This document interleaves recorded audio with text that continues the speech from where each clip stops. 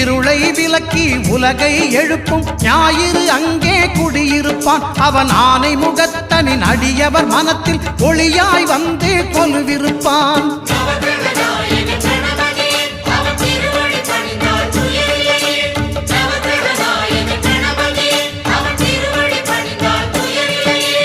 ஒன்பது கோளும் ஒன்றாய் காண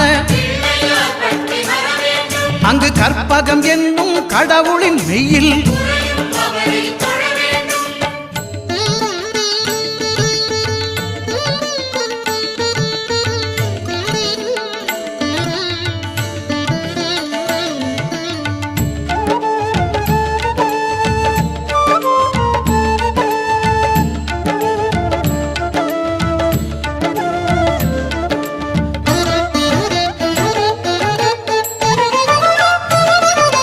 திங்கள் பகவான் திருமுகம்